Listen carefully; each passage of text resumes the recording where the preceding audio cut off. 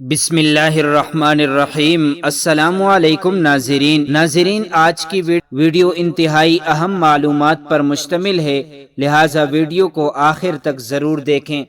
Video کو شروع کرنے سے پہلے ایک درخواست گزار ہوں کہ اگر آپ نے ابھی تک ہمارے چینل کو سبسکرائب نہیں کیا ہے تو جلدی سے سبسکرائب کر کے بیل آئیکن کو بھی پریس کیجئے۔ ناظرین مکرم، یزید نے اپنی زندگی میں ہی اپنے بیٹے معاویہ کو اپنا جانشین مقرر کر دیا تھا۔ یزید کے 12 بیٹے اور 5 بیٹیاں تھیں، لیکن اس کو اپنے بیٹے معاویہ سے بھی انتہائی پیار تھا۔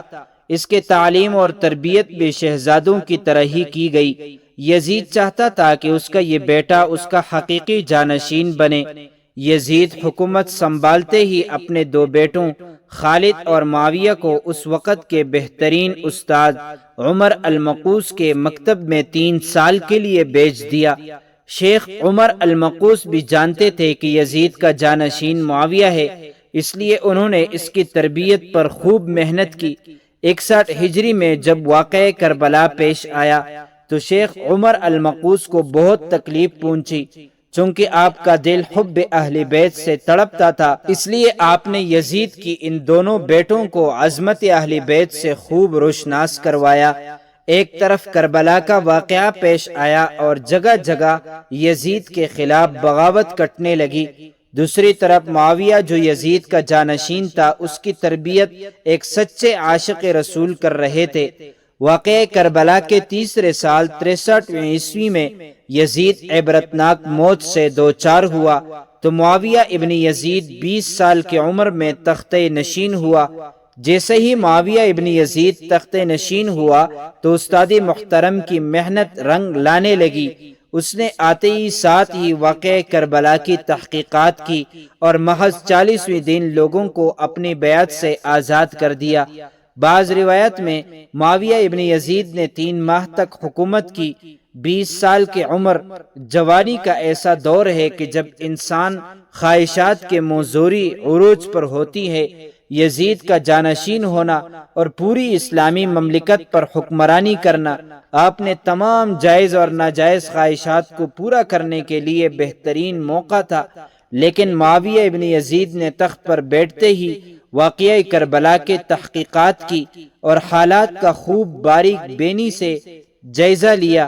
جب اس نے دیکھا کہ میرے باپ نے اسلام اور مسلمانوں کو کس قدر عظیم نقصان پہنچایا ہے تو اس نے محسوس کیا کہ وہ ایک دوراہے پر کھڑا ہے کہ حکومت کی باغ دوڑ تھامے رہے اور ظلم و ستم اور عیش و عشرت کا بازار گرم رکھ کے یا تخت اور تاج کو چھوڑ دیں اور اپنے آپ کو ان گناہوں اور ان کے دردناک عذاب سے دور رکھ کے بالآخر اس نے فیصلہ کر ہی لیا۔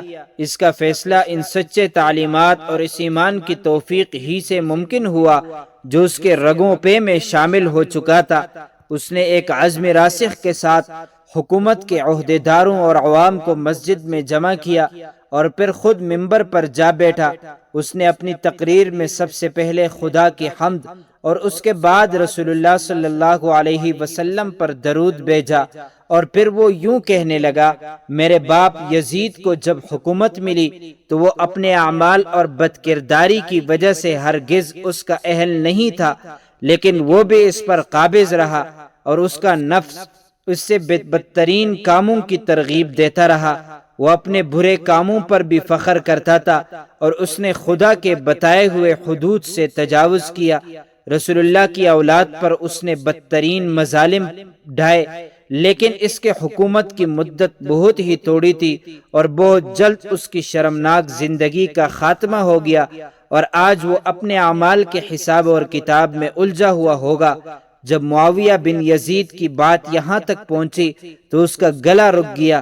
کافی دیر تک وہ بلند آواز میں روتا رہا۔ اس کے بعد وہ دوبارہ لوگوں سے ہم کلام ہوا۔ اس نے کہا، اے لوگوں، میں تمہارے گناہوں کا بوجھ اپنے کندھوں پر نہیں اٹھا سکتا اور نہ تمہاری دوستی کا طوق اپنے گلے میں ڈالوں گا۔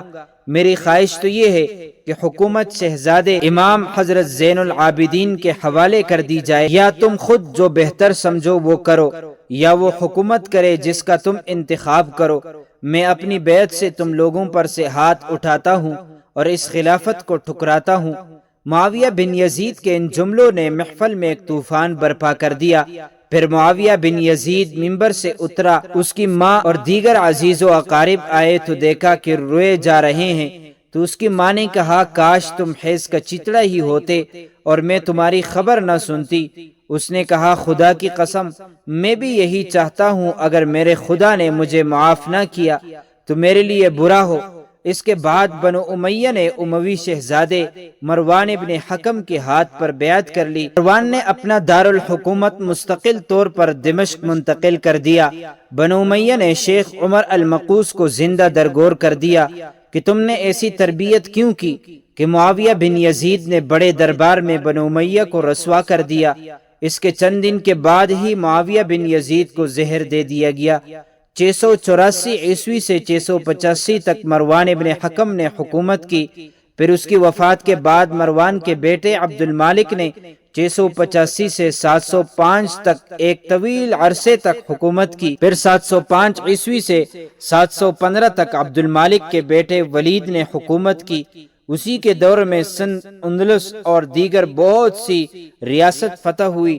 اسی کے دور میں شہزادہ حضرت امام زین العابدین کو زہر دیا گیا۔ سن 715 سے 717 تک ولید ابن عبد المالک کے بعد سلیمان بن عبد الملک نے حکومت کی، اور سن 717 میں عمر بن عبدالعزیز معجزانہ طور پر تختہ نشین ہوئے، لیکن ان کو بھی زہر دے دیا گیا۔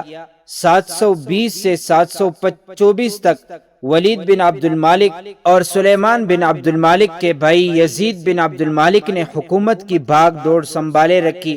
اس کے بعد ہشام بن عبد المالک، ولید بن یزید، یزید بن ولید، ابراہیم بن ولید اور مروان بن محمد نے بالترتیب حکومت کی، اور سن 750 عیسوی میں بنو امیہ کی حکومت کا تخت بنو عباس نے الٹ دیا۔ بنو امیہ کا آخری حکمران مروان ثانی ایک انتہائی سست اور ڈرپوک حکمران تھا، جس نے ابو مسلم خراسانی کے ہاتھوں شکست کھائی، اور یوں بنو عباس کے حکمرانی شروع ہوئی۔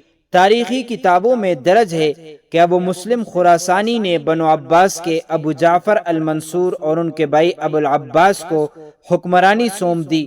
اسی طرح بنو عباس کے پہلے حکمران ابو العباس نے آتے ہی بنو امیہ کا نام و نشان مٹانے کی قسم کھائی۔ بہت سے لوگوں کو قتل کر دیا گیا۔ کربلا کے واقعے میں ملوث تمام لوگوں کی قبریں تک کھود دی گئیں۔ اسی طرح بنو عباس کے حکمران ابو العباس الصفات نے یزید کی قبر کو بھی کھدوایا، اور یہ کام اس نے اپنی نگرانی میں کروایا۔ وہ چاہتا تھا کہ یزید کو قبر سے نکالے اور اس کی لاش کو سولی پر لٹکا دیا جائے۔ چنانچہ یزید کی وفات کے 65 سال بعد اس کی قبر کو اس وقت کے حکمران ابو جعفر اور ابو العباس کی نگرانی میں کھودا گیا۔ لیکن جب قبر کو کھودا گیا تو سب یہ دیکھ کر حیران رہ گئے کہ اس میں لکڑیوں کی راگ، بدصورت کتے اور ایک اژدہا کے سوا کچھ نہ تھا۔